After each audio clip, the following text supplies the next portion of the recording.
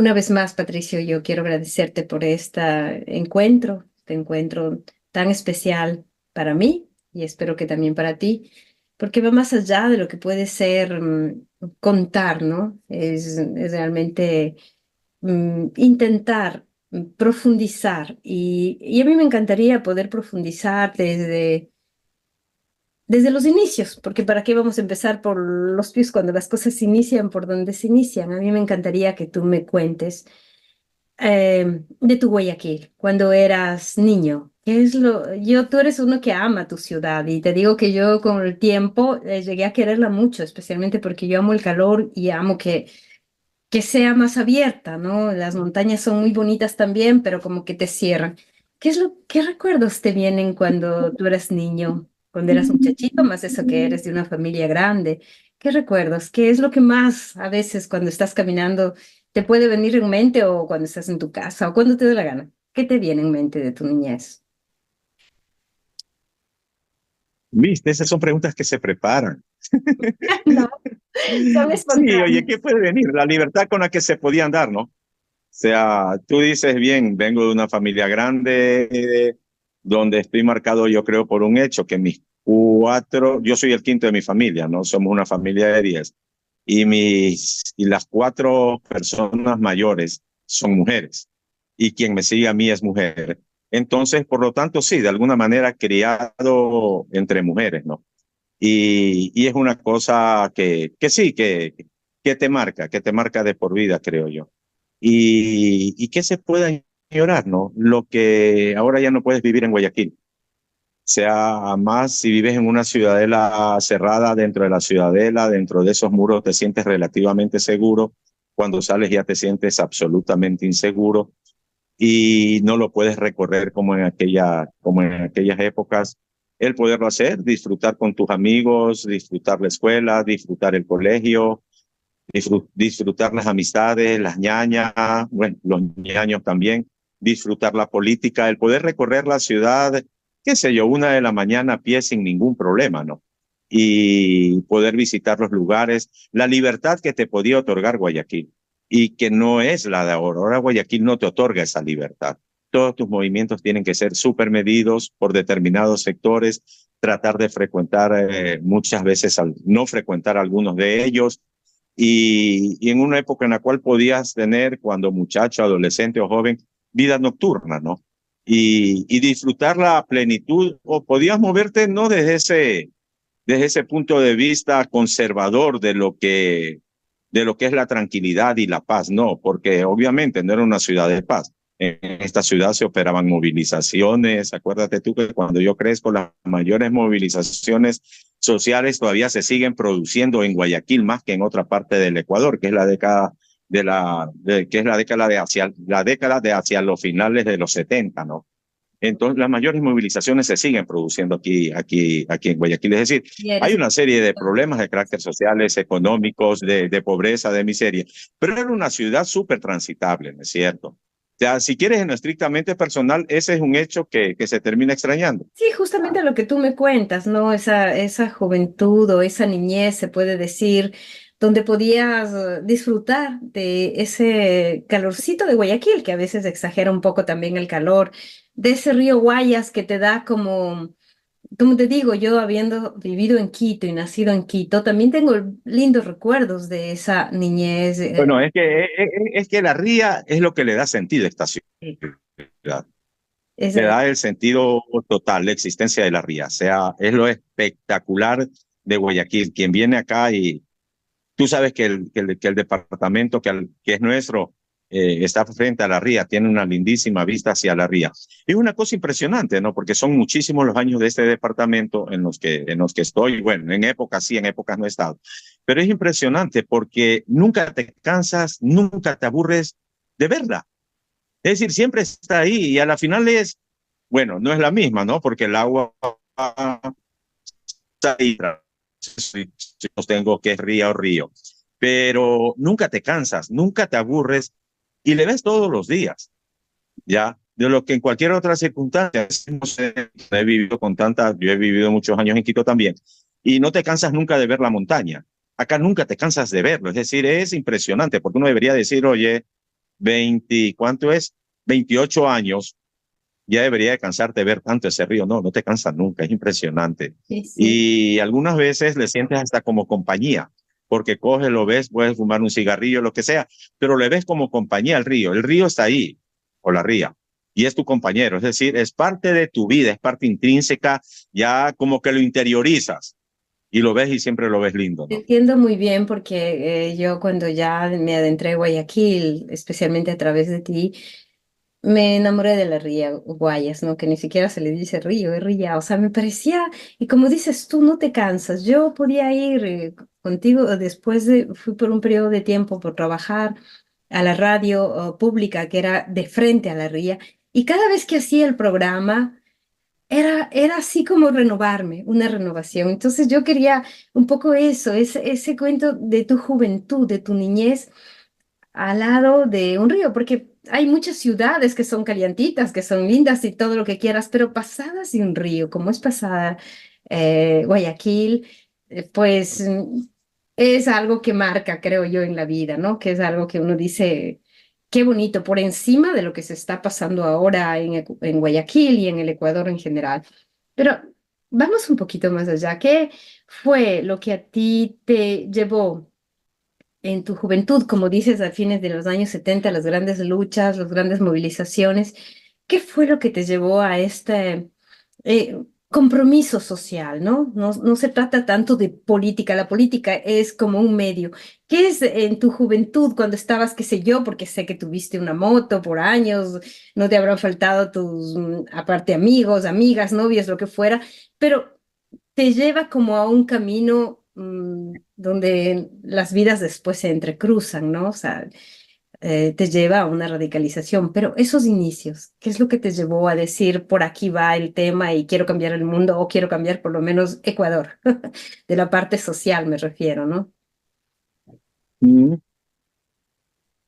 A ver, si a cada uno tenemos, creo yo, nuestra forma de llegar a esto, ¿no es cierto? A veces son las amistades, el colegio, que es donde prácticamente me recluto hacia la izquierda. Una cuestión determinante en la clase media, de la cual yo creo que provengo, el acceso a la cultura, ¿no es cierto? El acceso a los libros, al conocimiento, que es a veces lo que te da esa condición que posteriormente va evolucionando y tal vez hasta radicalizándose. Es ese acceso a la cultura lo que te permite ir creándote esa conciencia de carácter social y de carácter política en cuanto a las necesidades de transformaciones. Porque a las finales no es que sientes directamente el peso de la pobreza o de la miseria, pero sí el acceso a la cultura te da para conocer que hay millones de seres humanos en ese planeta y millones de ecuatorianos que viven por debajo de la línea de pobreza, que hay un sistema que crea esa pobreza y esa miseria de manera estructural, que hay un sistema que está diseñado para eso y que si no se transforma ese sistema, soñar en la posibilidad de una sociedad nueva, de una sociedad democrática, con justicia social, igualdad, libertad, independencia económica, es imposible, ¿no? Pero eso de ahí es lo que te permite en un inicio, a través de la organización estudiantil, que es a través de la cual yo me vinculo, lo que te permite ir tomando esa conciencia de carácter social y política que luego origina la militancia política, ¿no es cierto? La militancia para luchar por las transformaciones que tú consideras. Dentro de eso, obviamente, ¿no? El descubrir que el mundo tal vez no es sola, única y exclusivamente el mundo donde has vivido. No es solamente tu familia, tus relaciones sociales, tus relaciones económicas, personales o de cualquier naturaleza, que hay un mundo que está mucho más allá y que uno tiene que conocerlo también, que te permite, vuelvo y te repito, o sea, descubrir todo lo que sucede y que está oculto por la sociedad.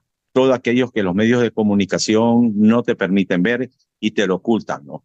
Y el conocimiento también de una cosa muy importante que nosotros siempre sostuvimos, y es el descubrir la historia alternativa de este país y de esta ciudad en concreto en Guayaquil, y que no es la historia que te enseñan en la escuela, en los colegios, ¿no? En la cual todo transcurre más o menos en paz, con determinados picos en las guerras de la independencia, en las guerras de liberación y todo lo demás, sino una historia alternativa que te ayuda a descubrir que aquí hay toda una tradición que es importante, que está oculta por las clases dominantes y que todo ese proceso de lucha que ha sido impulsado, que no ha sido ni descubierto ni inventado por nosotros, que tú no eres más que un eslabón más dentro de esa cadena, dentro de ese proceso.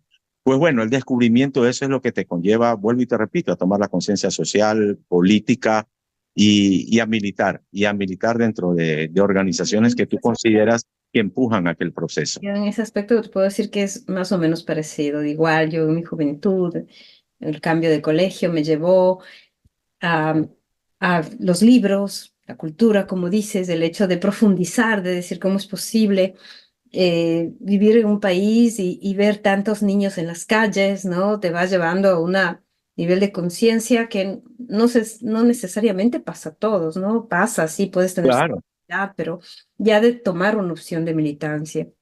Y en eso yo creo que se parecen en esta binarios paralelos, se puede decir que hemos viviendo cada uno en un lugar diferente como es Quito y Guayaquil, pero más o menos claro. siendo también análogos de la edad con pequeñas diferencias. Pero ya de eso a radicalizarse, hay un buen paso, hay un salto muy grande y tú lo haces muy joven la radicalización a ser ya no solo militante de izquierda, ¿no? Militante de un partido que en ese entonces habían socialistas, comunistas, no sé de cuál fuiste, no sé si fuiste socialista o qué. MIR, yo por decirte, me entré por las líneas del Frente Revolucionario Estudiantil, la FESE, pero de eso, antes de los 20 años o más o menos pertenecer a una organización como Alfaro Vive Carajo, que cambiaba completamente la óptica de esa izquierda que hace manifestaciones, que hace reuniones, que hace luchas, que mantiene ideologías muy cerradas, muy incluso dogmáticas, ¿no? Pero decir, no, no, aquí se necesita realmente asumir un rol mm, político-militar como organización. ¿Qué fue a ti en especial? O sea, Patricio. ¿Qué te hizo radicalizar? Oye, es complejo, ¿no? O sea, tratar de racionalizar el hecho como parte de un discurso elaborado, que obviamente no está elaborado, es realmente complejo y difícil, ¿no? Porque militas, organizas, eh, qué sé yo, haces desde los diferentes ámbitos, desde la dirigencia estudiantil, secundaria o universitaria, militancia política con los sectores poblacionales acá en Guayaquil, con los sectores de los trabajadores, lo haces con el campesinado, participas dentro de todo el proceso de movilización, pero también te vas dando cuenta que aparejado a la radicalización, a un cierto elevación de nivel en cuanto a la lucha popular, también crece el nivel de respuesta de las clases dominantes y del sistema. Es decir, en la medida que crece la lucha de los obreros, de los campesinos, de los estudiantes, crecen los niveles de represión, ya, que se desatan. Y hacia fines de los 70 y comienzos de los 80 hay un crecimiento de esos niveles de represión acá en el Ecuador, que te van conllevando a replantearte el hecho de las formas y los niveles de lucha y hasta dónde deben de crecer aquellos, ¿no? Ahora, este no es un hecho de carácter personal, yo estoy hablando de esto aquí como de un hecho de carácter político, Siempre hay un contexto. que es lo que es determinante en la aparición del Faro Carajo, ¿no? Porque sí, es el cansancio de formas de lucha que por más que le impulsas, las levantas, no dan resultados, que van haciendo crecer, vuelvo y repito, los niveles de represión y persecución de parte del enemigo. Hasta que dices, ¿sabes qué? Hay formas de lucha superiores a las cuales si no desarrollas, simplemente esto se queda en meras intenciones. Entonces, esto de aquí, a ver, es complejo, te digo, porque esto puede aparecer como una suerte de voluntarismo respecto de lo que sucedió. O sea, encontrar exactamente, en esto aquí debemos de ser muy tinosos al tratarlo, ¿no?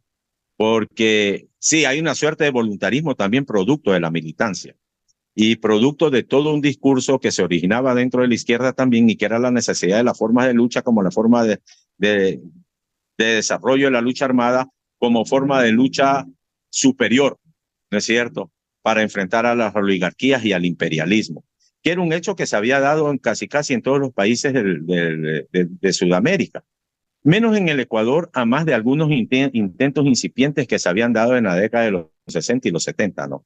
Entonces, a comienzos de los 80, eso de ahí comienza a plantearse como un hecho cierto. Te digo, o sea, dentro de la militancia, por eso es que vuelvo y menciono, hay que ser tener mucho tacto en la forma, en el trato de esta situación. Porque es también como que uno está esperando el llamado o la convocatoria a ese proceso de lucha, ¿ya? Y eso aparece acá hacia finales, o mejor dicho, comienza a aparecer desde el 81, se desarrolla en el 82 y hacia mediados y hacia finales del 82 es cuando se producen las propuestas concretas en términos del desarrollo o de la construcción de un proyecto político de carácter político-militar que tenga como instrumento una organización político-militar, que es lo que termina siendo Alfaro Uribe. Carajo. De todos modos, Entonces, eso va radicalizándose, es decir, son las condiciones externas por una parte. A ver, podríamos suponer, o sea, la influencia de la de revolución todos modos, sandinista que triunfa el 79. te hago una Sí, pequeña paréntesis nada más. El diálogo que estamos haciendo no intenta hacer un análisis político, intenta ser simplemente una cosa humana, o sea, siempre está atravesado por las decisiones políticas, ¿no? que se tomaron en ese entonces. De todos modos, la profundización es fundamentalmente, incluso así fuera una versión subjetiva, porque todas las versiones que se puedan dar siempre serán subjetivas, así sean lo más cercanas a la realidad o al sí. análisis que hacemos. Por esa razón te digo, no te compliques mucho en la parte política o el análisis de lo que fue, no fue, justificar, no justificar. Es que era para Patricio Vaquerizo el decir yo tengo que estar aquí, porque me siento un A ver, presidente. hay cosas que son importantes. Por ejemplo, el triunfo de la revolución sandinista en el 79. Yo me acuerdo que tenía 18, 19 años. Nosotros con un grupo de compañeros del Partido Socialista Revolucionario propusimos a la dirección del partido, un núcleo de compañeros, de jóvenes básicamente, ser enviados a Nicaragua para ser partícipes de esa lucha, ¿no? Como parte de una brigada que podía viajar para allá. Ese intento dentro del partido jamás tuvimos ese intento dentro del partido, te decía, ¿no No es llegaron cierto? a ir de todos modos a Nicaragua. Sí, y claro, eso es una cosa que no logra germinar. Por otra parte, la presencia del discurso de la izquierda, ¿no es cierto?, en cuanto a radicalizar las formas de lucha. Por otra parte, lo que te decía hace un rato, el crecimiento de los procesos represivos aparejados al crecimiento de la lucha del pueblo, del pueblo. Es decir, toda una serie de cosas. Por otra parte, la implementación desde los Estados Unidos de la forma más descarnada y descarada del modelo neoliberal cuando Reagan logra ganar la presidencia de ese país. Y obviamente se avisoraba la posibilidad o como un hecho cierto ya de desarrollar formas de lucha superiores como es la lucha armada. Y ese espíritu latente que permanecía, que subyacía en alguna gente dentro de la militancia, yo me incluyo dentro de eso, en lo personal para mí eso es determinante, el esperar como una especie de convocatoria hacia elevar el nivel de lucha. Y esa convocatoria se produce, como te digo, entre mediados y fines de 1982, cuando Arturo Jarrín está recorriendo muchos sectores del Ecuador, ha estado en Esmeralda, ha estado en Manabí, obviamente está en Pichincha, está tratando de galvanizar una organización político-militar, de concretar una idea que tenía y como producto de ese recorrido llega hasta Guayaquil. Entonces, y se produce la propuesta inicial que después va a conllevar a la fundación de la organización. O sea, tú le conociste a Entonces, Arturo toda esa serie a de través de cosas van acá, Ricardo. ¿no? Y tú no es que, y tú, Lo tuyo, o sea, tú entras a la organización a través de Arturo Jarrín, entonces. Yo lo no, hago a a ver, través yo de... entro a través de Edgar Frías, Sí. porque Arturo llega y se lo plantea a Edgar. Edgar hacía poco tiempo que había salido de prisión, él había pertenecido a una organización armada que fue desbaratada y Arturo, por contactos y relacionamientos que le proponen, llega hasta Edgar. Y Edgar es quien me propone a mí. Ya, te digo, debe haber sido, qué sé yo, julio, agosto de 1982. Sí, entonces ahí es donde ya comienza todo el proceso de relacionamiento. Si eres capaz de procesar absolutamente toda la dimensión de lo que te estás metiendo, es tremendamente complejo. Ya, el sí está dado por tu forma de pensar, por la ideología, porque estás convencido de lo que estás convencido. No es que tú coges y racionalizas, oye, me voy a enfrentar al Estado, al sistema, a todo lo que puede suceder. Son resoluciones, son decisiones que las tomas o no las tomas, y según el nivel de información, la tomas de por vida o no la tomas, porque mucha gente que tomó esa decisión después tuvo la oportunidad de alejarse, ¿no? Yo creo que en eso hay que tener características especiales, no me vanaglorio de eso, pero sí creo que lo tuve, para tomar una decisión y mantenerla a lo largo de los años y con todas las circunstancias que tocó enfrentar. Alfaro vive en nuestras vidas, nos permitió incluso conocernos y para no dar otros detalles que no sean los que competen a ti, Patricio, ¿qué te significó a ti la prisión, la tortura, 4 años de cárcel? Yo pasé 2 años, menos de 2 años la última vez, pero tú te hiciste ver 4 años junto a otros compañeros, incluidas huelgas de hambre, una tortura tenaz creo que en ese entonces eran casi insoportables de soportarlas, o sea, así parezca repetitivo, ¿no? Humanamente, el dolor, lo que significa el dolor. Yo sé que estábamos dispuestos a dar la vida, llámale voluntad, llámale aventura, llámale análisis político, lo que tú quieras, pero era tu humanidad, era tu persona, era tu juventud, era tu vida. ¿Cómo lo viviste? ¿Qué es lo que tal vez si te acuerdas qué pensabas o qué fuerza, cómo lograste resistir todo lo que te tocó resistir? Diría yo, resistiéndolo, no hay otra manera. O sea, es la tortura, siempre le he considerado lo más deshumanizado que puede haber. Es decir, un ser humano provocándole intencionalmente dolor físico, mental, psicológico, emocional, afectivo y todo lo que tú quieras a otro ser humano. Es la desnaturalización del humano, ya, a lo que te someten. El saber por qué estás ahí, por qué ellos lo están haciendo, te ayuda y te ayuda un mundo, porque tienes un punto en el cual partir, el convencimiento de tus ideas. El convencimiento de que en ese momento tan preciso de tu vida, en la cual en la más absoluta soledad tienes que enfrentar al enemigo, de que el convencimiento, vuelvo y repito, de que lo único que te salva de ellos, lo único que te va a diferenciar de ellos, de lo único que te va a permitir derrotarlos a ellos, es tú mantener tus secretos, no revelárselos. Porque ellos van detrás de tus secretos. Lo tuyo es no dárselos. Ellos te torturan por tus secretos. La única forma de derrotarlos es no entregándoselos, no dándolos, ¿no?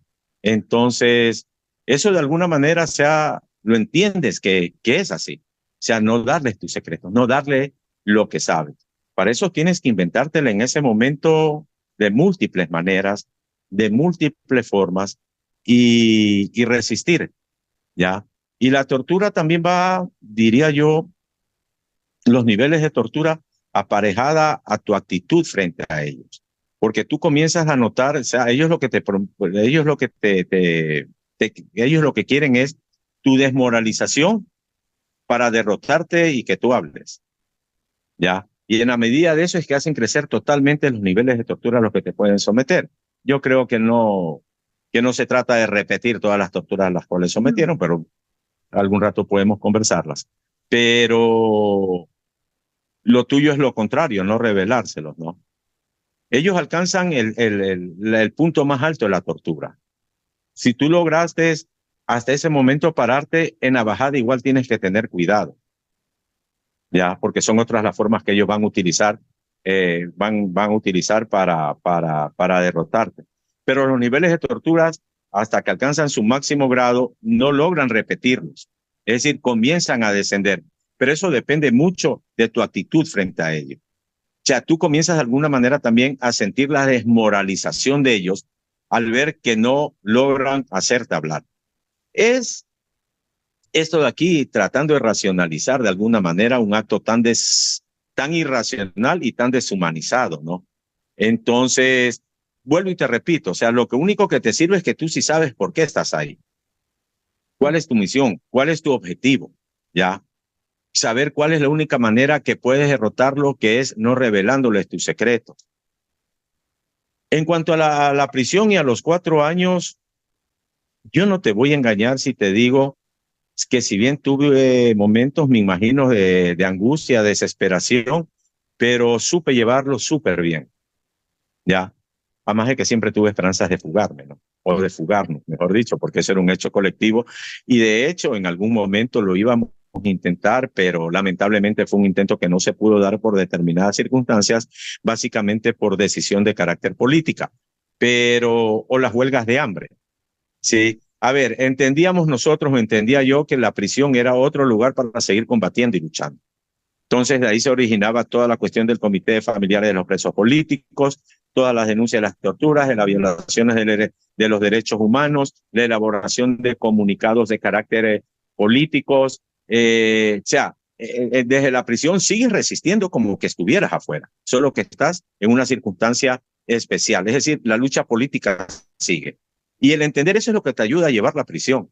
Es decir, no éramos, o no era yo, por lo menos un preso en el cual, bueno, vas a estar 4 años preso, aquí está tu cama, está tu televisor, en ese tiempo sí se podía tener, sales todos los días al patio y haces una vida normal como el resto de los reclusos. No, desde la prisión tienes que seguir haciendo político. Y eso es lo que te permite resistir de mejor manera la prisión, ¿ya? Sin, obviamente, quitar de que en algún momento podrían haberse presentado circunstancias especiales, pero que sí eran mínimas y las menos, ¿ya? O sea, organizar tu vida en prisión está bien, pero prepararte en la prisión como una forma más de seguir librando las batallas políticas que tienes que librar es lo que de alguna manera te permite sobrellevar de alguna manera o te permite sobrellevar bien la prisión y el saber por qué estás, ¿no es cierto? Y con eso de ahí establecer las diferencias. Yo Sí. creo que esos elementos pesaron bastante en el conjunto de compañeros. De aquí en Guayaquil llegamos a ser 20, si mal no recuerdo, que estuvimos presos acá en la penitenciaría. Bueno, a mí me tocó estar 4 años. Incluso tu hermano menor, ¿no? Jaime y también Ah, Gardén. no, es que a mi familia le terminan involucrando a todos. O sea, termina presa Gardenia, termina presa Teresa sin ninguna justificación, termina preso Jaime, una hermana perseguida. Es decir, ellos cuando tuvieron identidades y la identidad mía y todo, comienzan un proceso de persecución contra todo el mundo, contra toda mi familia, que se mantuvo a lo largo de todo el gobierno de Febres Cordero y posteriormente también. Sí, muy tenaz. Mira, ahí viene una parte, porque estoy tratando de hacer solo un poco de historia, ¿no? Del cuando nos encontramos tú y yo, que fue, si no me equivoco, en agosto o a fines de julio de 1989. Fines de julio del 89. Tú habías salido pocos días antes de la cárcel, Yo ¿no? salgo exactamente el 21 de julio del 89, salgo de prisión. Yo había salido de la cárcel el 23 de julio de 1988, o sea, un año Ya. antes. Em, Y bueno, se dan circunstancias donde me piden a mí que te acompañe a Colombia, ¿no? Con la idea de ya en un proceso de paz. Em, y eso evidentemente cambia un poco nuestras vidas, ¿no? Nuestras vidas, sea para bien o para mal, no se sabe. Así es. Más allá de que podríamos conversar de eso. ¿Cómo viviste tú el proceso de paz? Sea el ecuatoriano de Alfaro Vive, en ese entonces dirigido especialmente por nuevos líderes, porque ya nuestros líderes iniciales habían casi todos muerto, ¿no? Tú fuiste uno de los pocos, Edgar Frías, que lograron sobrevivir, pero había una nueva fase, un nuevo gobierno. Em, ¿cómo viviste tú este proceso de paz? ¿No? Como en algún momento decías al inicio que, que hubo quien también tomó decisiones. Tú la tomaste, te resististe, eso me recuerdo yo. Y no solo tú, un grupo. Vivir el proceso de paz, yo creo que no lo viví. Ya. O si lo viví desde afuera, estando adentro. porque tú sabes todas las contradicciones que se daban dentro de la organización, todos los desencuentros que ya comienzan a producirse. Tú me dices, ya 35 años después, seguir juzgando la situación de hace 35 años es tremendamente complejo, ¿no?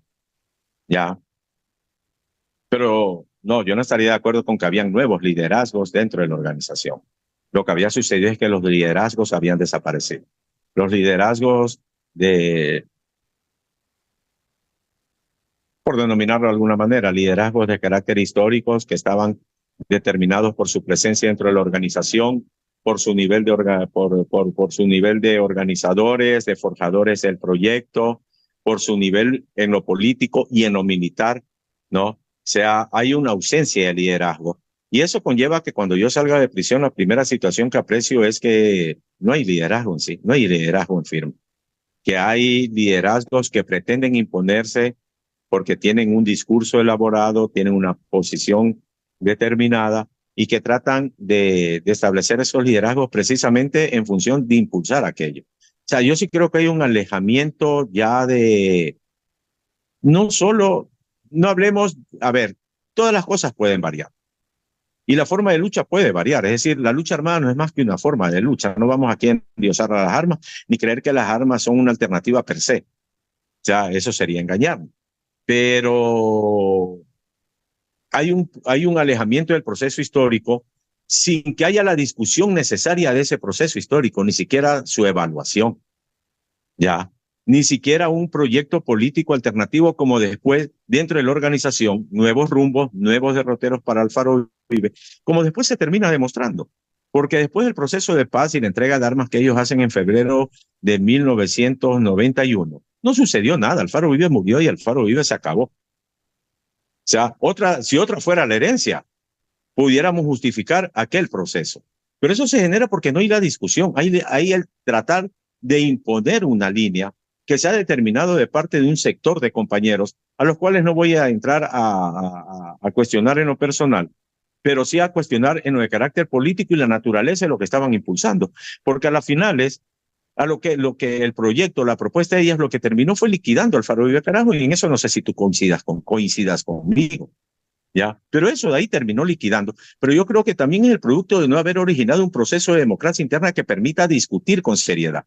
La cuarta conferencia donde se intentó fue la imposición, una imposición que nosotros también tratamos de llevarle efecto y ellos también.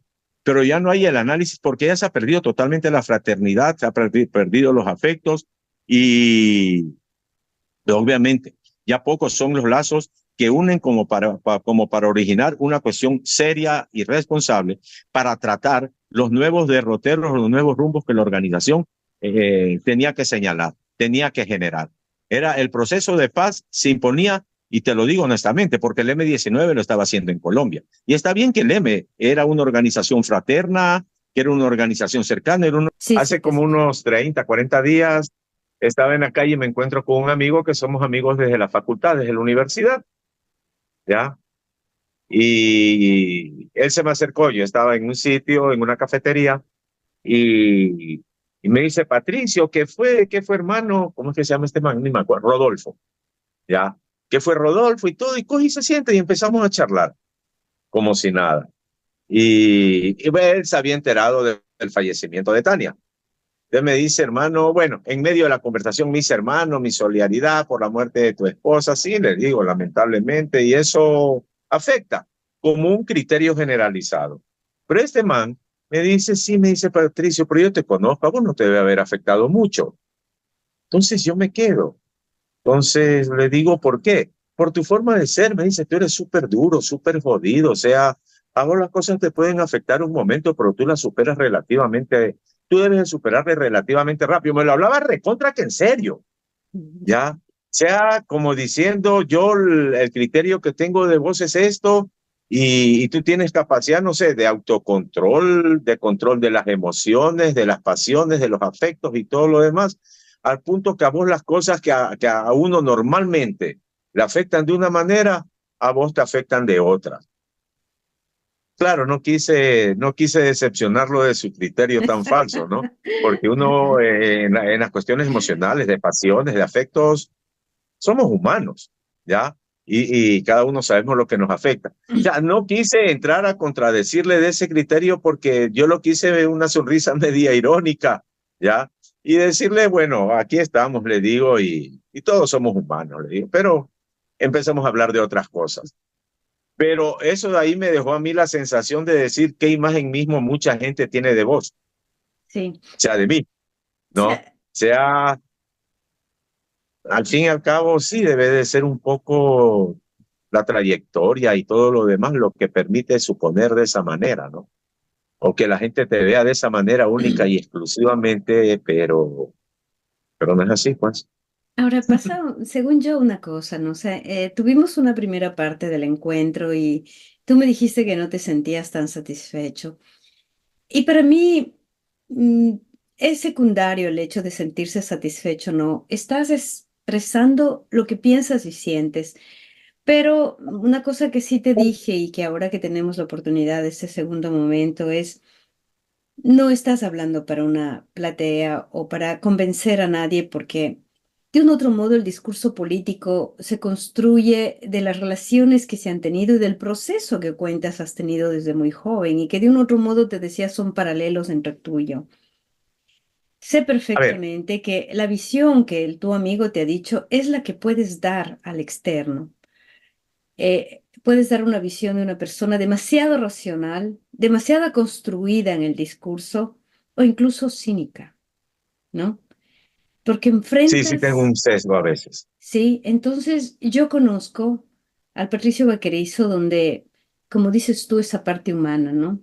Ahí sí, como alguna película famosa decía, ¿no? He visto cosas que los humanos no han visto. Y, y yo conozco esa parte pero que es muy difícil, incluso por la propia realidad que has tenido que vivir y enfrentar.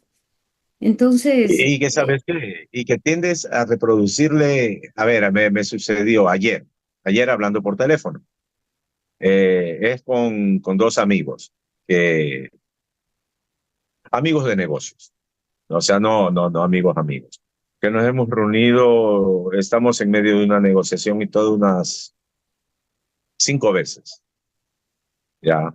Entonces, yo ahorita les planteé una cosa a ellos, no ahorita, les planteé el sábado, ¿ya? Entonces, yo le digo de esta manera. Entonces, claro, estos manes me tardaron la respuesta y ayer hablando por teléfono, me dicen, Patricio me dice, a ver, nosotros ya te conocemos por el amigo que nos presentó y todo, hemos conversado, todo súper chévere, estamos todos seguros, pero me dice, Patricio, el problema es que tú eres como muy críptico en la conversación. Yo le digo, y eso no me lo vas a quitar. Y en la personal, ya. Le digo porque yo digo y hablo lo que, a ver, en este aspecto de las cosas, yo digo y hablo lo que tengo que decir. O sea, si tú quieres, a mí me cuentas tu vida, le digo, porque prácticamente la gente llega y te cuenta su vida, ya, que yo no tengo que contarte la mía. O sea, estamos para lo que estamos, ¿sí? Y una de mis costumbres, yo cuando converso jamás menciono nombres, cuando hablo de negocio, jamás, ¿sí? Yo dejo, por supuesto, que ellos conocen y toda la cuestión. Entonces, pero, por ejemplo, me hacían ese señalamiento. O sea, tú me dices, habla, o sea, me dice, uno tiene muchas de las cosas que tú dices que descifrarlas. Le digo, sí, pero si estamos hablando de la negociación, yo supongo que ustedes están, que les resulta súper fácil el poder descifrar lo que yo digo, porque yo tengo mi forma de ser. Es decir, muy cerrado muchísimas veces, pero eso también es por cuestión de seguridad, ¿no? Sea en las negociaciones que haces o que impulsas y todo lo demás, porque además he aprendido una cosa, que la información en este mundo es demasiado valiosa. Y una palabra que uno diga, una suposición que uno diga, tiene un peso demasiado grande. Entonces, sí, es parte de mi naturaleza. Ahora, yo cuando te decía que no me siento totalmente satisfecho, no es en forma de crítica, es porque creo que me puedo contigo abrir muchísimo más, ¿me entiendes? Sea muchísimo más ujú, de lo que hasta hasta ahora ha sucedido. O sea, es Pero por eso. O sea, no es crítica a la situación en sí, es crítica hacia mí. ¿Ya? yo traduzco eso, solo déjame hacerte siempre de vez en cuando los puntos que nos permitan. No es abrirte hacia mí, es abrirte hacia ¿Cómo? ti mismo. No es abrirte hacia mí, es abrirte Sí. hacia. O sea, ¿cuál es mi intención? ¿Por qué busco este tipo de diálogos? Es porque realmente creo que hay una riqueza increíble que puedes tú, como Patricio Vaquerizo, más allá de que cada ser humano somos ricos, pero hay una experiencia humana, política, de trayectoria, de haber pasado muchas cosas que tal vez otros han pasado de otra manera, pero que en tu caso es como para llegar a ti mismo, ¿no? Es como para descubrirte a ti mismo y muchas veces el tran del día a día y el tener que hacer negocios y el tener que ponerse en el plano de la seguridad, en el plano de que has tenido que cerrar información siempre para cubrir a otros y cubrirte a ti mismo. Todo eso hace que, o las cosas concretas como son la política, a veces la política es una de las formas más cínicas, ¿no? Pese a que le ponemos en un alto nivel, A pero, ver, yo te digo una ¿no? cosa. Entonces, Ayer de noche estaba conversando con una amiga y un amigo que son pareja. Entonces, porque hablábamos de la cuestión política y yo sí tengo un criterio, le tengo ese criterio desde muchísimo tiempo. O sea, para mí, el hacer política, el ser político es una impostura, es una obra de teatro en la cual tú actúas. Ya. O sea, no hay naturaleza, sería el término naturaleza, no hay transparencia total y absoluta de parte de la persona que hace política. Tiene que haber impostura. Tiene que es teatro, o sea, es como una obra de teatro, es un montaje. Y en gran pero parte de la vida también lo es, así es. ¿ya? Pero hay Y una eso lo vivimos, transformación, permíteme preguntarte. O sea, tú iniciaste de espera, joven sin pensar ¿dónde? ni, Pero déjame hablar. dime. Pero hay ámbitos en los cuales la impostura no hay, el teatro no hay. Y para mí, cuando lo empecé y entendí la política, era la total y absoluta transparencia de tu forma de ser y todo. Alfaro vive fue igual. Ahí no podía haber impostura porque te estaba jugando la vida. Ya, ahí no podía haber obra de teatro. La obra de teatro era cuando operabas, ¿no? Y tenías que operar, tenías que ser fuerte y todo lo demás. Y eso determinaba muchas cosas, pero no había.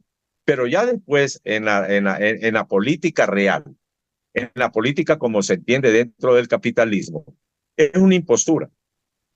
Es una impostura, o sea, es una obra de teatro, es una actuación que se está realizando. O sea, pueden haber momentos pasionales que las emociones liberan la realidad de la forma de ser de la persona o lo que tú quieras, pero en general es una impostura. O sea, la forma como ya se entiende, por lo menos, no hablemos del capitalismo, en el mundo actual, la política. O sea, no hay una transparencia absoluta.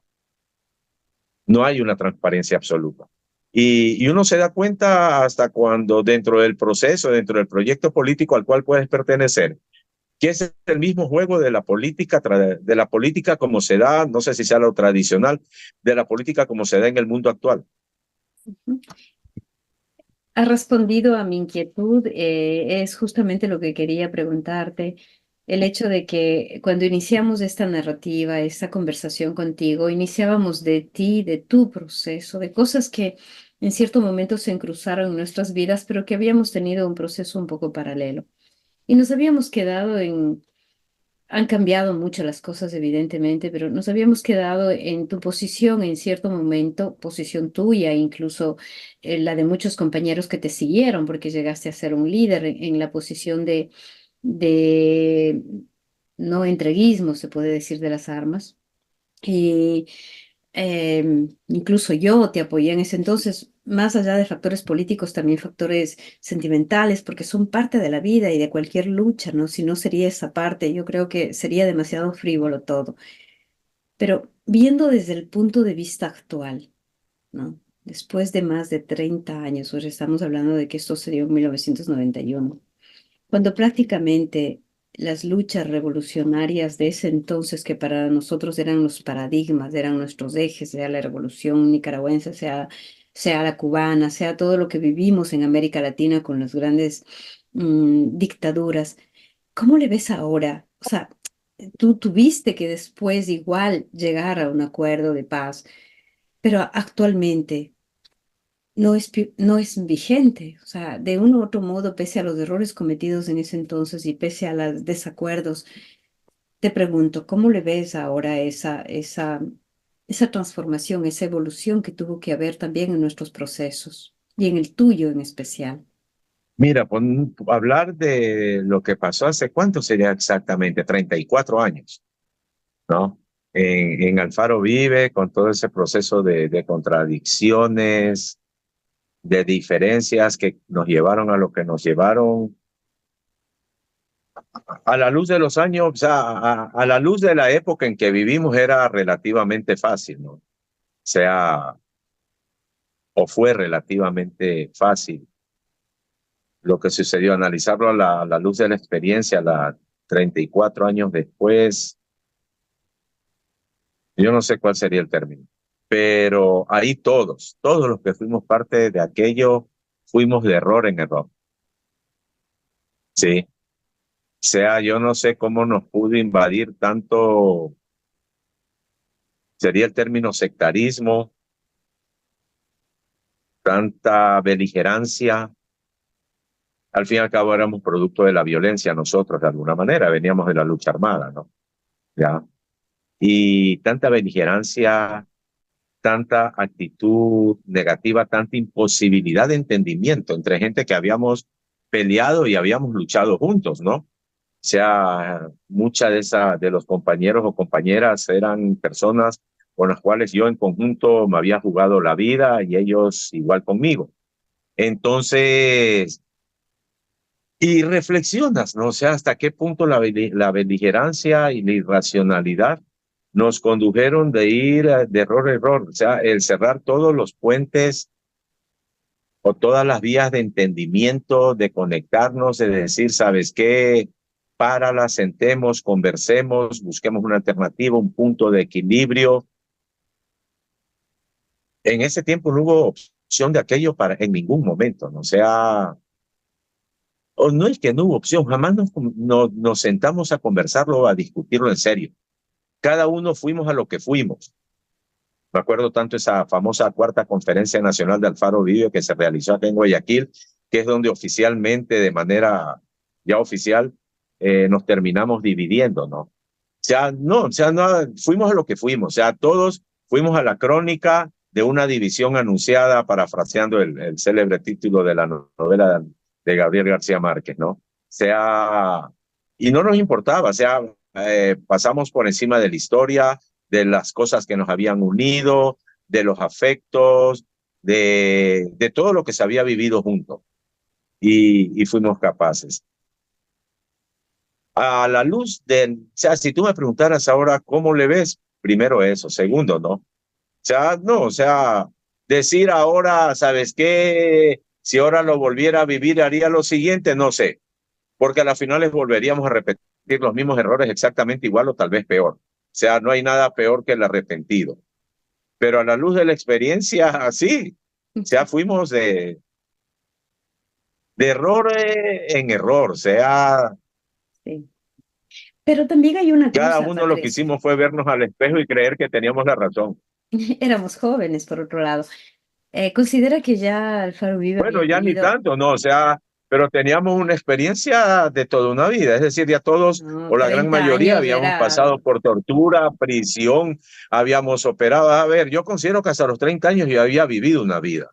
De ahí empezó otra, ¿sí? Pero promediando los 30, ya. poco después y todo. De todos modos, Alfaro Vive y las otras organizaciones de izquierda han atravesado siempre y actualmente igual por divisiones, por desacuerdos. O sea, no solo en ese momento que fue el sí o no del proceso de paz, ya antes se había dado una división. Incluso Alfaro Vive nace producto de divisiones de otros movimientos, como tú decías, que que se planteaban las luchas, pero quedaban limitadas respecto a lo que en esos momentos nosotros creíamos que se debía hacer en la práctica, ¿no?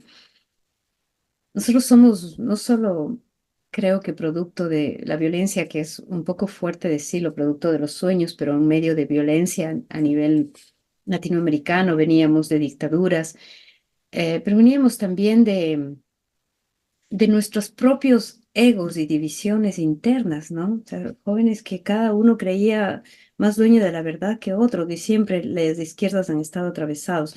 Todo esto te digo para llegar a este segundo momento que eres tú el que me va a contar cómo lo has vivido, porque no sé qué pasaje hubo entre lo que pasó ya cuando se decidió este proceso de paz un poco más tarde, pero se dio a lo que fue un nuevo momento de la Revolución Ciudadana, en el cual tú has sido tanto activista, militante y eres aún parte.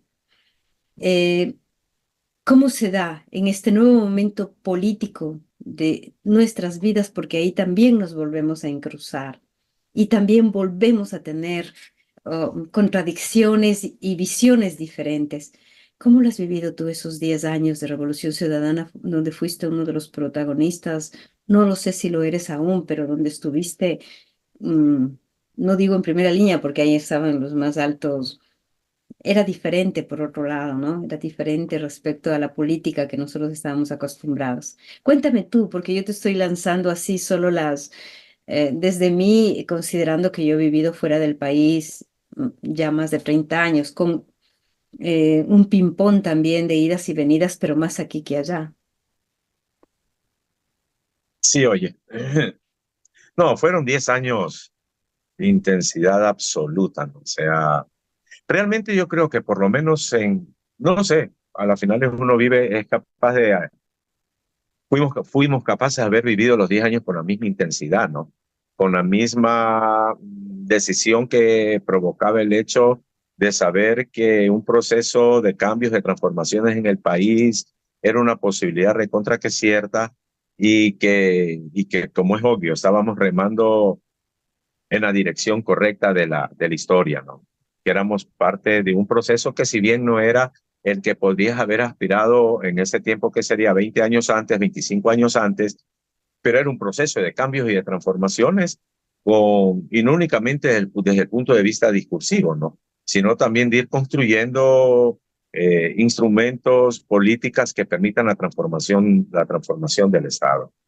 Entonces, yo creo que por lo menos no puedo hablar por el resto, puedo hablar por mí nada más, pero yo en lo que pude apreciar, la gran mayoría estábamos bajo esa perspectiva y asumimos el proceso de la revolución ciudadana con esa fuerza política y con esa voluntad personal de empujar el proceso de transformaciones.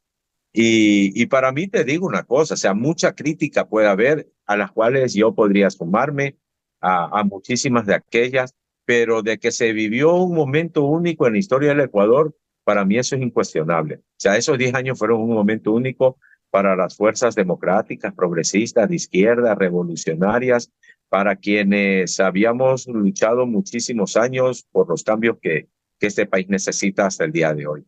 Entonces, con esa voluntad y con esa decisión se lo asumió, con esa transparencia y con esa honestidad, despojado de todo, de muchísimas cosas. Lo personal, los egos pueden afectar y siempre van a afectar, pero había un despojo en cuanto a pretensiones, en cuanto a la visión del proceso y asumir lo que había que asumir. También fue una instancia bien importante en la búsqueda de reconciliar viejas contradicciones que se habían dado desde la época que acabamos de conversar de la división de Alfaro y de Carajo, ¿no? O sea, ahí estuvimos presentes, si tú quieres, todas las fuerzas, todos los sectores, digámoslo de esa manera, todos los sectores que propiciamos o que estuvimos dentro de la pelea interna, dentro de la pugna interna, exactamente, qué sé yo, 17 años antes, en el 2007 empieza la Revolución Ciudadana, en 1990, que habíamos protagonizado la división de Alfaro y de Carajo. Fue un momento especial de reencuentro, ¿no? si bien yo creo que en un comienzo podrían haber existido las desconfianzas que provenían de todo ese proceso que se había vivido años antes. Sin embargo, fue una instancia en la cual logramos niveles de entendimientos, niveles de acuerdos políticos.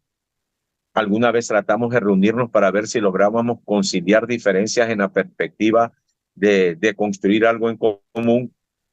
No era un problema mecánico, evidentemente, todavía a pesar de que estábamos en una instancia de manera formalmente unidos, sin embargo, no dejaban de existir la desconfianza. Pero yo creo que hasta esas cosas se fueron limando en el camino, ¿no?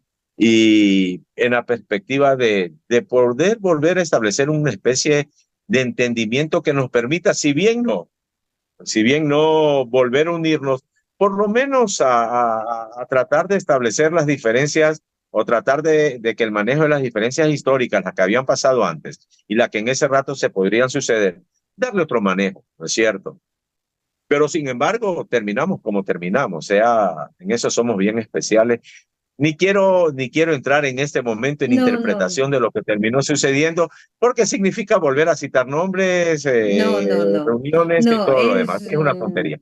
Pero fue no, muy interesante, o sea, fue esa posibilidad que en algún momento se logró no es vislumbrar. el Yo objetivo creo de que este diálogo sí, eso. El diálogo es simplemente, sí. vuelvo y te repito, desde tu perspectiva, desde tu humanidad, desde tu experiencia, desde tus capacidades, desde tus procesos, poder analizar de una manera, jamás digo objetiva porque viene de todos modos de un producto subjetivo, o sea, lo que viene, así sea realidad, tú le ves de cierta manera y no deja de ser subjetiva, cada uno lo vemos, quién sabe, vemos lo mismo, pero lo vemos desde diferente perspectiva. Es eso, simplemente captar lo que para ti ha significado esos 10 años de Revolución Ciudadana, el debacle después de lo de Lenin, las rupturas otra vez de este grupo que podía ser sólido, que podía contribuir mayormente, pero nosotros también, yo pienso que marcados del peso de todo lo que hemos vivido, también empezamos a decir, es mi problema, pero no me lo asumo, no, no lo sé. Es eso fundamentalmente, porque ¿cómo ves la situación actual para poder pasar después a otra temática que ya no sea la Mira, yo política? creo que es súper compleja. En este momento nos tienen a la defensiva. O sea, el ataque de parte de los sectores de la derecha, de los poderes fácticos del país, del empresariado contra la revolución ciudadana, es un ataque sistemático y bestial que no conoce término medio, que no logran derrotarnos ciertamente es porque por lo que fueron esos 10 años y aún logran mantener latente la esperanza, la expectativa por la presencia de Correa y a pesar de todo lo que le puedan decir a Rafael Correa, por la credibilidad que aún sigue sosteniendo dentro del país de un gran sector de la población. El problema de Correa es que él está fuera, es cierto. No puede hacer política acá. No puede ejercer ese liderazgo como lo podría ejercer. Y quienes de alguna manera él ha escogido como sus mediadores o como sus delegados, yo creo que no llenan ni la expectativa ni las capacidades desde muchos puntos de vista. Y eso también ha conllevado una cosa, ¿no? Es que ARC se ha constituido en una empresa, en una especie de empresa electoral. Y mucha gente acude acá por las candidaturas.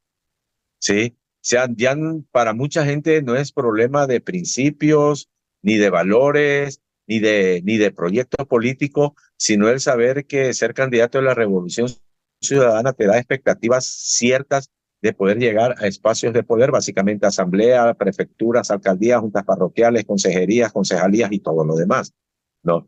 Entonces, también considero yo que hay mucho oportunismo al interior determinado por aquello. Y a veces también creo que el presidente Correa se equivoca en la lectura de lo que es la situación del país. El otro problema es que Correa no tiene fusibles, ¿no? O sea, los mediadores son mediadores y nada más. O sea, pero no son ni siquiera fusibles. O sea, Correa termina asumiendo todos los embates de parte de la derecha.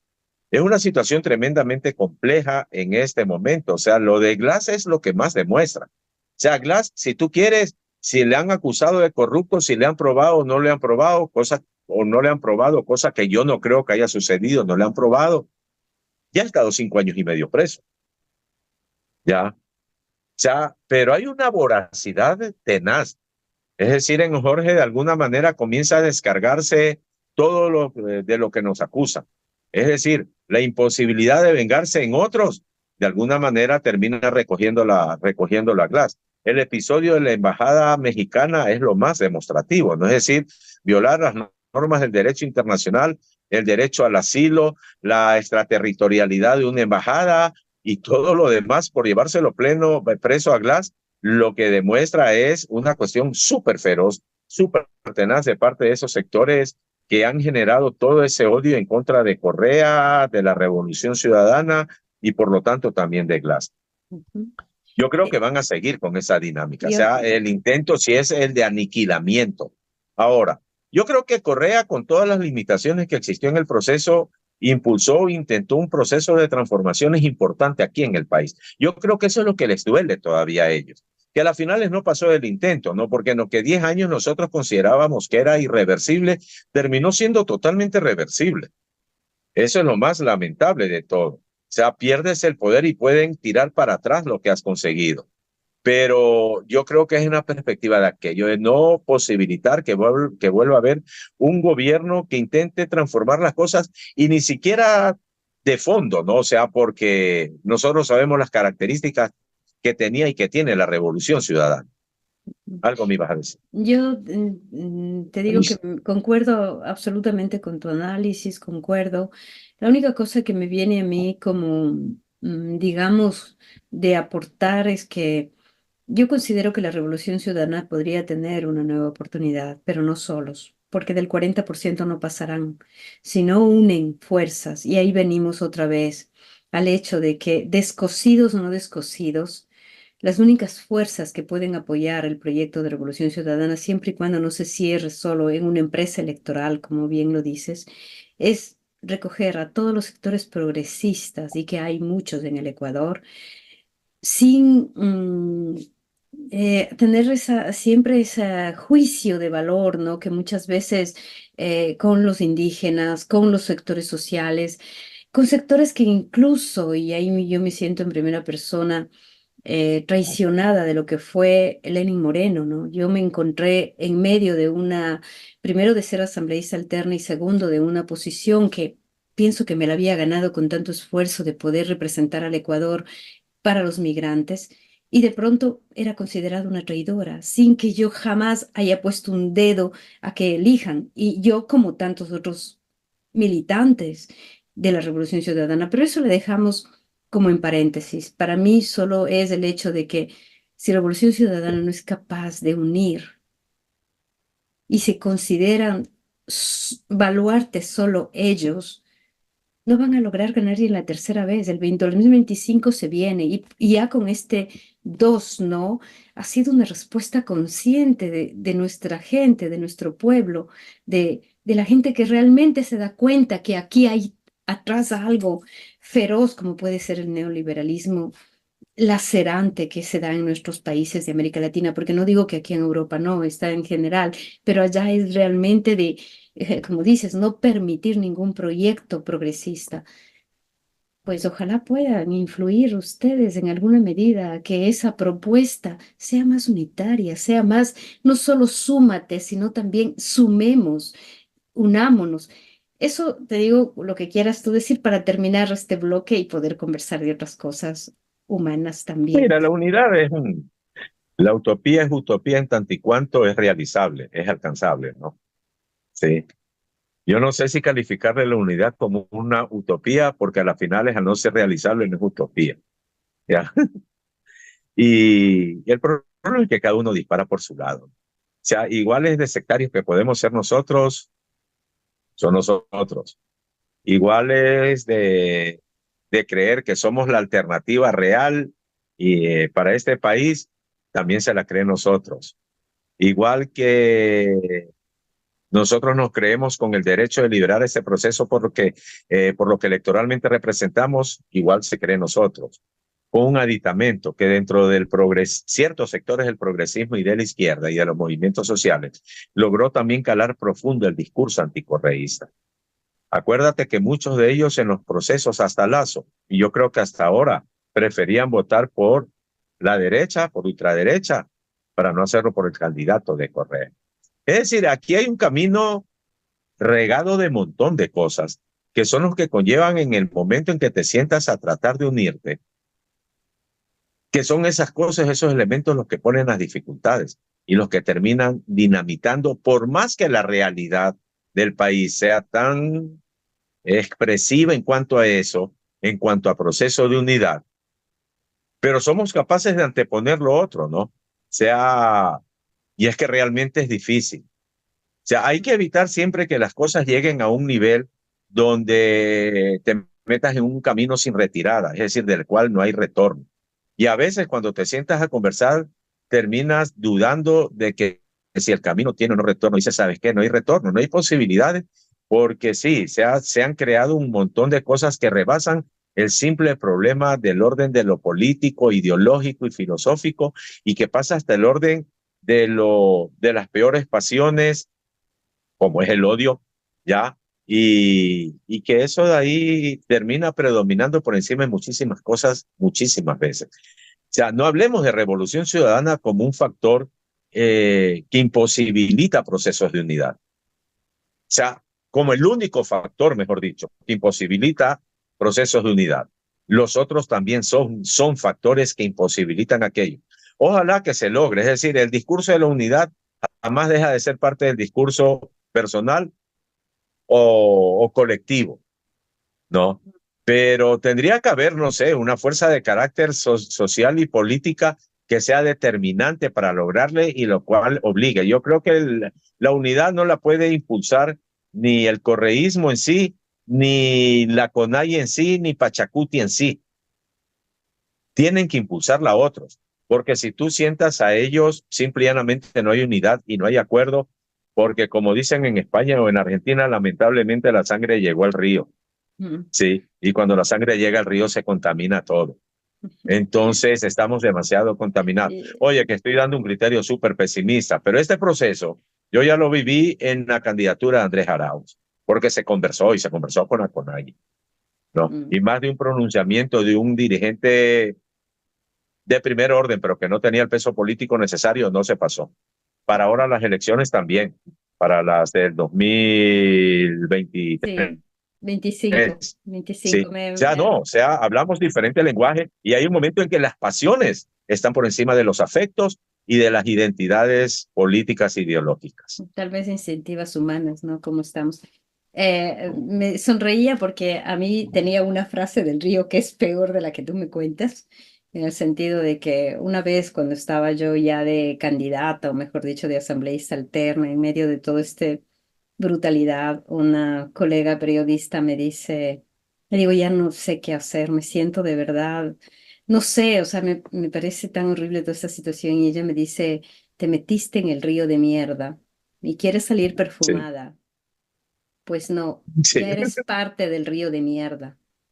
O sea, más patético y más realista que eso no podía ser otra. O sea, yo no podía creerme, liberarme Y cuando a me la había final les dio metido como, en ese mundo político donde se jugaba ya el oportunismo, donde pese a que nosotros nacimos o crecimos con otro tipo de, como decías, de sueños, incluso de luchas, de estar dispuestos a morir, nos habíamos metido a la final en la real política, que es otra mira, si cosa. yo te digo una cosa que obliga, porque en estos años, algunas veces hemos hablado de las posibilidades de candidaturas y que ciertamente sea, a ver, manejando políticamente y correctamente las cosas, se pueden lograr por el buen nivel de relacionamiento que puede existir. Pero meterte en eso es una mierda, o sea, algunas veces de parte de Rosa Mireya, básicamente me dice, compañero, yo puedo coger, hablar, pero sea usted el candidato, no le digo, yo no quiero meterme, o sea, no quiero, a ver, no, como hubiera dicho Carlos Julio Rosemena, yo no soy un candidato a los altares, ni nadie lo es, no es cierto.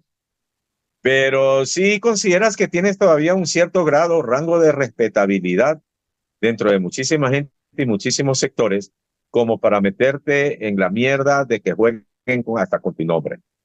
Y así Sí, pasa, y y yo le he así dicho, sucede. no, prefiero estar afuera de eso. Es decir, fui parte del gobierno y no permito que nadie juegue con eso. Mm. Fui los Yo, 10 años, estuvimos y todos estos años lo he seguido haciendo ya eh, con crisis y todo lo he seguido estando y todo lo demás. Pero no, o sea, a ese nivel particular no quiero llegar, le he dicho, porque es una mierda, o sea, no quiero, o sea, meterme a la pugna por candidaturas que Patricio puede ser. No, o sea, no, no, por es otro lado, algo que porque por como naturaleza dices, dijiste rechazo. algo muy claro que es una empresa que se dedica al electoralismo, pese a que no nació con ese objetivo, pero que se está Así es. convirtiendo como una máquina electoral, ¿no? Pues nada, Patricio, mira, vamos a cambiar. Es difícil cambiar, pero estamos siempre hablando del tema pasiones, porque a nosotros en la política hemos estado, creo que por pasión, y si seguimos, seguimos por pasión. Yo misma, este proyecto de Babel Latino, de lo que estoy haciendo ahora contigo, es una pasión de querer comunicar. ¿No? De querer transmitir algo, no tanto de cuánto yo, ma cuánto con los personajes de invitados, sean de la cultura, sean del arte, sean de la política, sean de las luchas sociales, de los libros, de la música, en este caso del amor. Y yo sí quisiera, pese a que es difícil extrapolar algo de sentimientos, hay dos cosas que nos han atravesado en nuestra vida, aparte de la lucha, dos cosas, el amor y la muerte. Y el amor en el sentido de que eh, pudimos conocernos y sin ni siquiera haberlo imaginado, creo, y yo te lo decía con mucha sinceridad la otra vez, fuera de cualquier tipo de grabación, que seguiré considerando a mis 60 años, y esto pasó cuando tenía 28 30 años, cuando uno empieza a tener un amor maduro, uno de los amores más importantes y más difíciles de mi vida, lo fuiste tú, Patricio Vaquerizo, lo fuiste tú. Y lo bonito que puede ser de esto, que a los casi 30 20 y pico de años, estamos aquí conversando, y No te después escucho del todo bien. estamos aquí No entre, conversando, sí, no, no es estamos, señal, creo, porque la imagen está no, bien. no, se metió te decía, estamos aquí conversando después de casi 30 años. Y yo sí quisiera, ¿cuál es tu visión? ¿Y por qué quiero relacionarle también con la muerte? Porque esas cosas ya lo decía Séneca, no existe vida sin muerte, o sea, no necesitamos decirle nosotros de estas cosas filosóficas que son parte de todo, ¿no?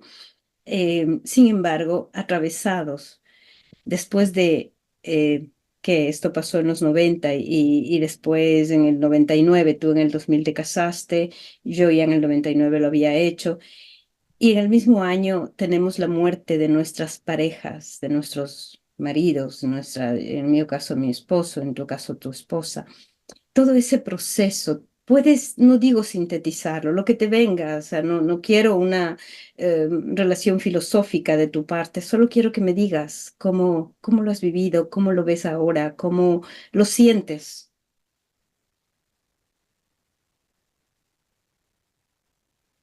Difícil, ¿viste? Ya. No, o sea, Estamos yo solo también tú y yo. tengo que precisar lo que tú precisabas. No es problema de confesiones, porque fuera de teléfono fuera de esta conversación lo hemos dicho por teléfono. Bueno, la última vez que nos vimos personalmente debe ser cuánto, hace como 10 12 años. No sé. Ah, no, nos vimos hace como 4 o 5 años en Quito. Ya, pero claro, reuniones y esas cuestiones. Pero sí, o sea, tú eres uno de los amores más importantes de mi vida. Sí, más importante, que siempre estás presente, que siempre estás ahí, siempre estás en la memoria, sí, siempre allí, siempre hay recuerdos, ¿no? Y recuerdos, sí, recuerdos. Y claro, saber que estás ahí, que estás presente, que eres a quien yo puedo telefonear, hablar, conversar, ¿no?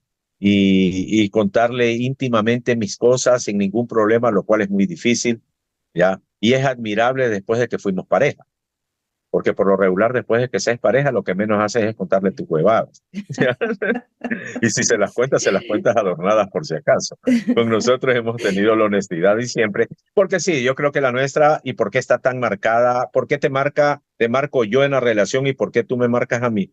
Porque sí, fue una relación de pareja producto de la lucha, de la admiración, del respeto, de las consideraciones, del amor, de todo. O sea, yo creo que fue bien íntegra.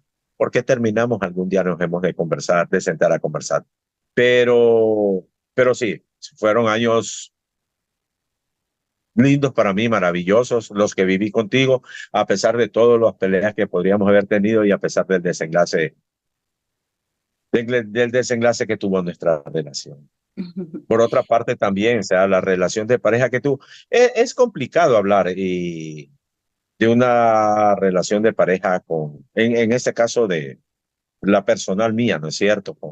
Con Tania, porque como toda relación de pareja, las relaciones entre humanos son de todo menos perfectas, ¿no?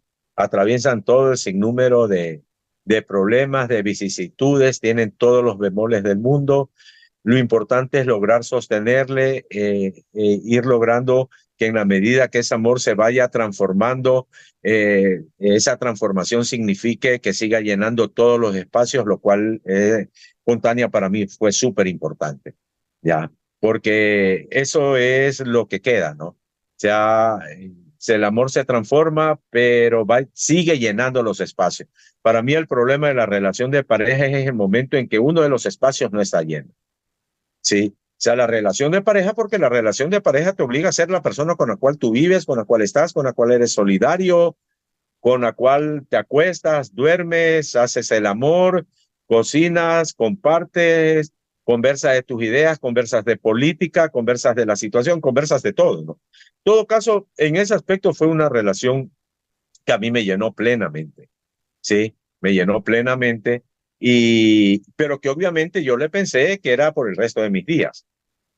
Lo que sucede es una cosa, es que lo que te impacta es cuando te das cuenta que no fue por el resto de la vida. O por último, tienes la esperanza de que, porque entiendes la finitud de la vida, ¿no?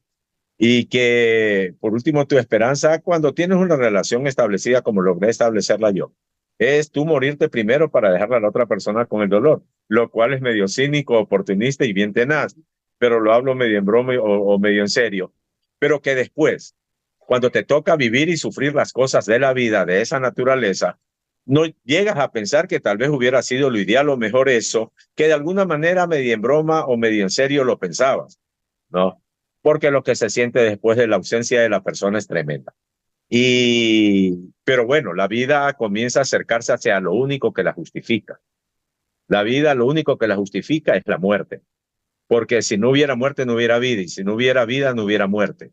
Es decir, son compañeras inseparables, conviven, ¿no? Entonces, claro, nosotros ya atravesamos la barrera de los 60 y sabes los tiempos que van quedando, ¿no? Y comienzas a planificar también tu vida en la perspectiva de aquello, desde la posibilidad de la relación de pareja, de la situación económica, de la cuestión política, porque, a ver, no piensas en la muerte como el hecho de que te va a suceder, ¿ya? O sea, ni mañana ni pasado.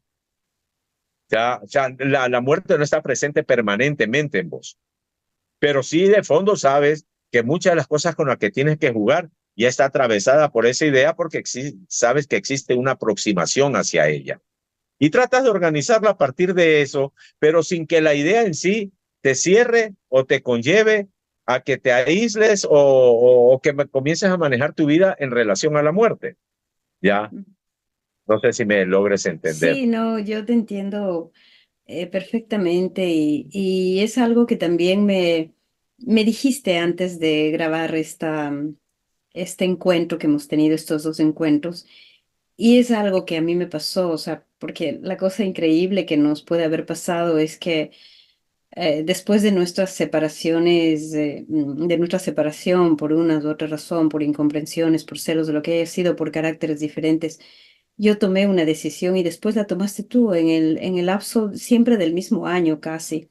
Y en el lapso del mismo año, después de 20 y pico de años, yo me quedo viuda, se muere Pierangelo. el compañero de vida, como tú lo has descrito también con Tania, y después de 6 meses se muere Tania. Claro. Y esa situación te deja completamente desnuda, te deja esa parte que tú considerabas tal vez la única, no digo segura, pero el único referente que yo tenía, viajando, yendo, viniendo, porque nunca paré, nunca, o sea, nunca paré de mi forma de ser, de mi forma de hacer, de mi forma de viajar, de mi forma de proponerme. Muy egoísta tal vez, como a veces me dice mi hermana Grace, excesivos egoísmos de mi parte pueden ser. No, no me meto en eso porque estamos hablando de ti. El dolor físico de la persona que has perdido. Yo, una de las cosas que más he sentido es el dolor físico, o sea, un dolor profundo que poco a poco se va como apaciguando, pero con crisis muy fuertes, ¿no? Entonces eso también ha hecho que tú y yo en, nos podamos volver. Y siempre ha sido así, o sea, no porque haya muerto, sea Pierangelo Taña, sino que siempre hemos tenido esos encuentros, a veces muy esporádicos, muy fugaces, pero muy intensos para poder decirnos, transparentarnos, vernos como un espejo.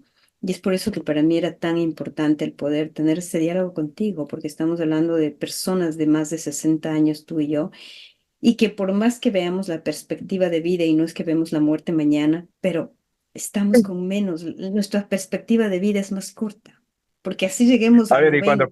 y cuando corres con el tiempo en contra es un dato, ¿no? Porque a veces, por ejemplo, toca reunirse en relación a determinadas cosas con gente que tiene, qué sé yo, 40 años. Entonces la gente tiene una visión. Entonces a mí a veces me toca, espérate un ratito, aquí vamos poniendo las cuestiones de los tiempos, pero ¿por qué me dice? Porque tú tienes 40 y tu expectativa de vida, cabrón, es de 40 años más. Yo tengo 64, la mía lo mucho es de 20, así que esta huevada es así. ya, De 20 si todo ya, llega la bien. expectativa dejó de ser la misma, es decir, y es en todo, ¿no? Es en todo. O sea, te atraviesa sin que la muerte esté presente permanentemente en vos, porque eso es algo súper fundamental. Pero ya te estás consciente. O sea, cuando entiendes la finitud de la vida, yo creo que estás preparado para lo que sea. Porque ya no es el entendimiento a los 20 años de una idea de la muerte súper lejana y en la cual tú te crees Superman y que jamás te alcanzará. Ya es el entendimiento mucho más objetivo, real, filosófico, biológico del hecho natural y es un entendimiento más chévere. Sí, coincido contigo absolutamente. Por otro lado, porque yo siempre he hecho de mi vida la filosofía de la muerte, en el sentido, será porque estuvimos muy atravesados también por la muerte de nuestros compañeros, de A ver, nuestras es que a hermanas. la muerte a nosotros nos atravesó de manera absoluta, ¿no?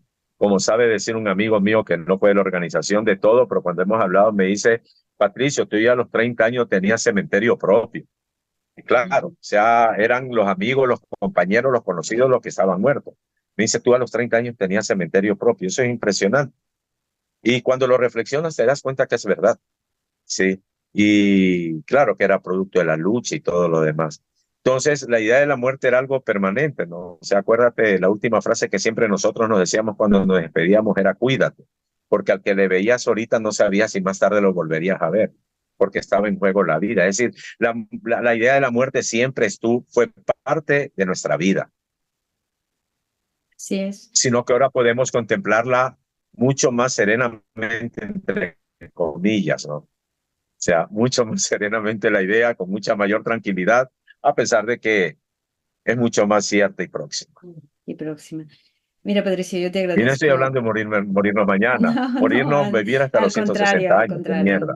al contrario, nos vamos a encontrar si la vida lo permite. Sabes que este diálogo, yo te agradezco de todo corazón, porque para mí, como decía, es un mini libro tuyo y mío Sí, en alguna medida que nos hemos atravesado, pero quiero que quede esto.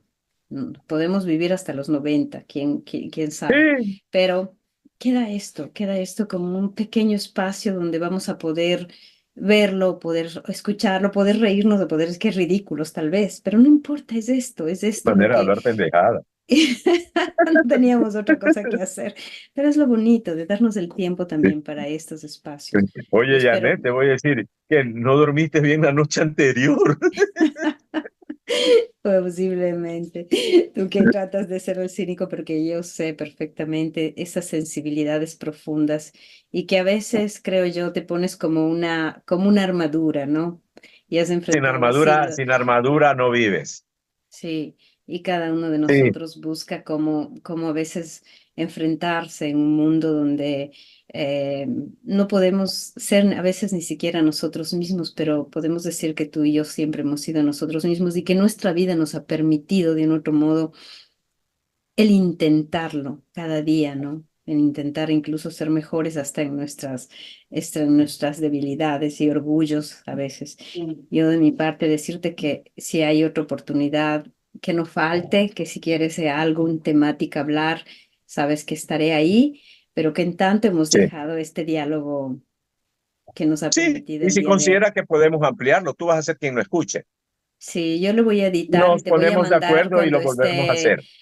una semana más o menos te mando editado, como queda editado, ¿Ya? véelo todo y si hay algo que podamos mejorarlo, cambiarlo tanto porque queda tal cual, pero podemos hacer otra versión, ¿entiendes? Una versión ¿Ya? 2 o una versión dos punto Sí, uno lo que fuera, ¿sí? ya. Yo te abrazo, te agradezco y nos vemos pronto, ya Igualmente. sabes.